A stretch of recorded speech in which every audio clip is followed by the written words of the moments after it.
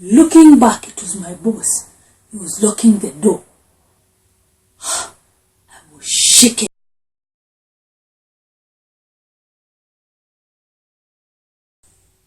Hello, how are you doing? Welcome to my channel. My name is Rechael Mbugwa. Have you subscribed? If you have, thank you. If you haven't, kindly click the red button on your screen. Thank you for your support. Today it is story time. I want to give you the story of my life, where I grew up and how was life like. I grew up in a city, in a town called Thika. And that's where my parents live, even to date. So when I just finished Form 4, every parents look forward to having maybe like a short-term course as their children are waiting for the results, the Form 4 results to be out.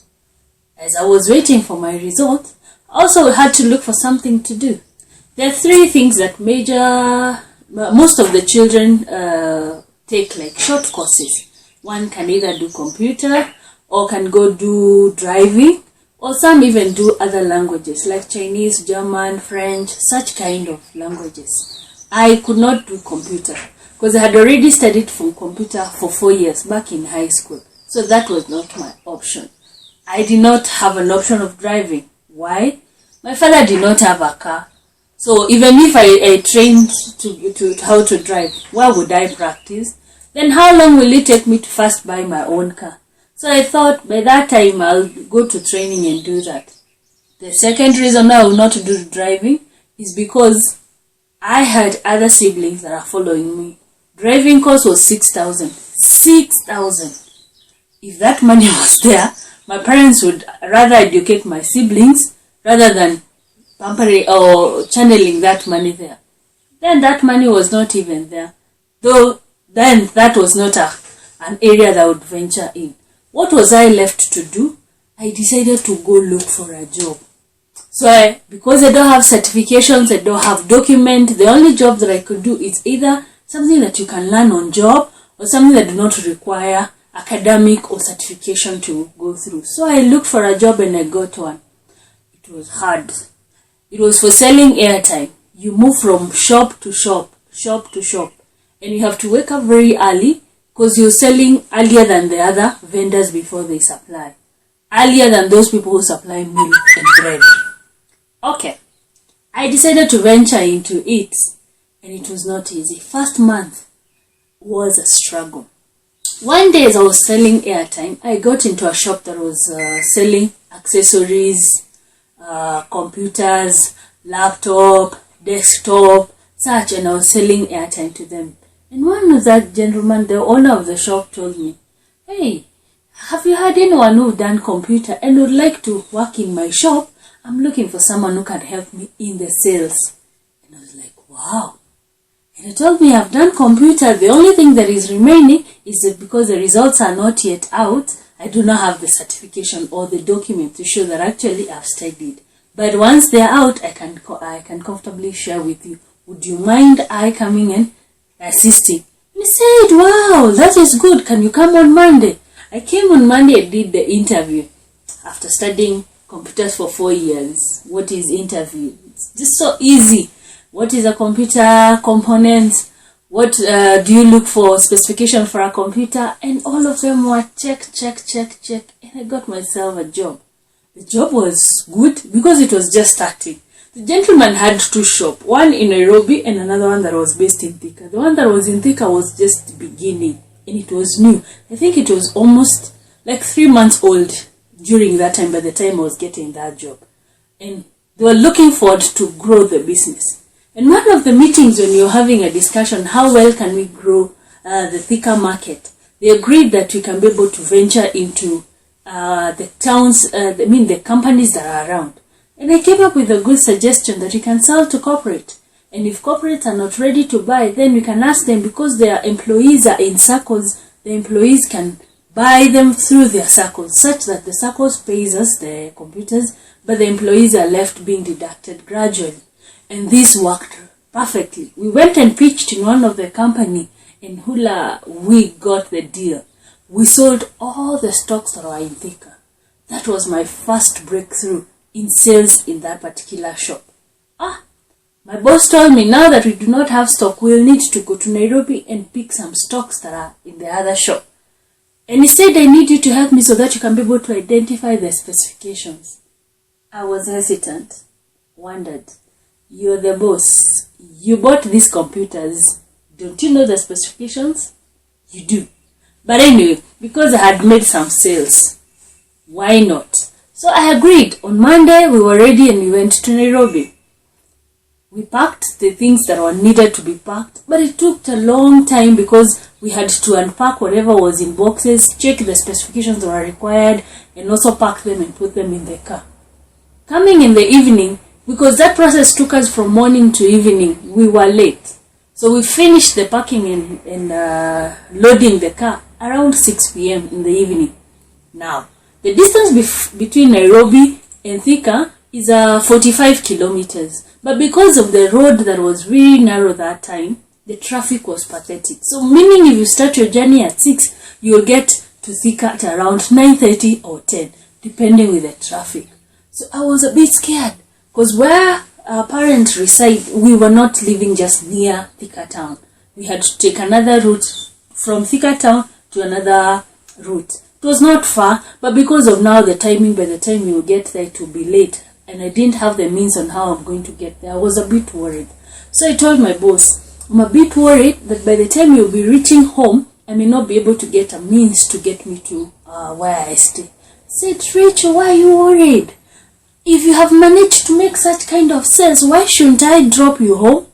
And I sat back and relaxed. 7 p.m., we're on traffic. 8 p.m., we're on traffic. Around 8:30, my boss told me there's some stuff, cables that we had not picked. I had left them in my hotel. He owned a hotel along Thika Road. And we need to pick them up. We will drop in the hotel, pick the cables, and we continue. Did I have any problem? I'll be taken home. I didn't have any issue. So by the time we got there, he said, we're getting into the hotel, then you can be able to pick the cables. We got into the hotel, the parking at the entrance. They told me, go to the receptionist. Tell the receptionist I've sent you to give you the package. I went and I told the receptionist I've been sent by Mr. So-and-so to pick the package, and told me, go to your right, onto your left side, you'll see a room. That room, inside you'll see your package. So me, I went right, left, entered the room. Entering the room is, it's like a lodging, but anyway, it's a hotel. So I brushed off the idea and I started looking for either a carton or a package or cables. So I saw a big bed, well done, and a seat on the side. Trying to look, I can't see any cables, I can't see any carton. I tried looking under the bed, there are no cables. On the side, there are nothing. There is nothing like look like a package that I ought to have picked. As I turned back, now to go to the exit and tell the receptionist I can't find, I heard the door bang. Looking back, it was my boss. He was locking the door. I was shaken. And I started wondering, what are you doing? What is it? And I told him I can't see the cables. And say, don't worry. Have a seat. I wondered what is happening. I sat on the seat that was on the side of the bed. He sat on the bed. He said, today is the day. You've been hiding from me. Hiding from who? I was trembling. I felt a lot of fear. My stomach was rumbling. I started sweating. I was wearing a jacket. I was terrified. And he said, today is the day. And now, as all those things were happening to me, I felt a lot of heat flowing from my head to my toe. And I thought of removing my jacket. So as I unbuttoned my jacket, he said, I see now you understand. He also unbuttoned his coat and removed it and put it on the chair. Stay tuned. We will continue with the story. But meanwhile, let's see what happens when you're faced by a rape scare. How to behave when you have a rape scare. When we are faced with challenges and scary moments, we respond differently. Some get frightened, some take a flight, Others sit back and fight. Whichever way your reaction is, make sure you survive the situation. The first step is play calm, think, and cooperate, as this buys you time to evaluate your options and choose your way out in a very wise way. In this aspect, do not argue. Follow orders. If you fight at this point, the security measures may be increased, weapons may be introduced, and doors may be closed. Let's explore how each reaction may play out. Flight.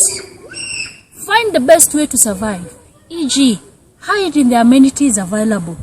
If you have no way out, negotiate.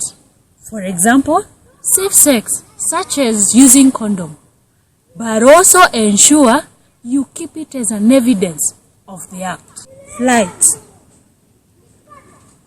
You only choose this option if you can outrun your enemy. Before you run, disable your enemy from following you. For example, pierce their eyes, pour hot water, lock the door, tie them up, hit them hard, steal their weapon. Be ready to lose your properties, like the high heels, bags, phone, and while running, scream for attention. Fight. When you choose to fight, keep in mind you're fighting for your own dear life. It's no longer a rape case. It is not a try and error. You must win in order to survive. Having been calm before will help you ambush the enemy. You can make your enemy relax by offering massage, then attack. Bite, hit hard, fight until you have an exit, or he or she collapses and cannot fight back. There are no rules. Use the available object to hit fast and hard. Maybe a fork, a knife, to cause excruciating pain. I unbuttoned my jacket.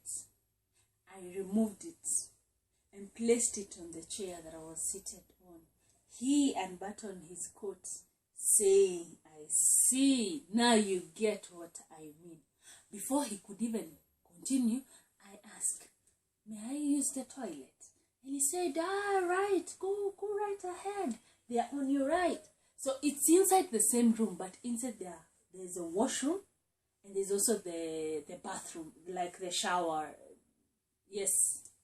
So I walked in.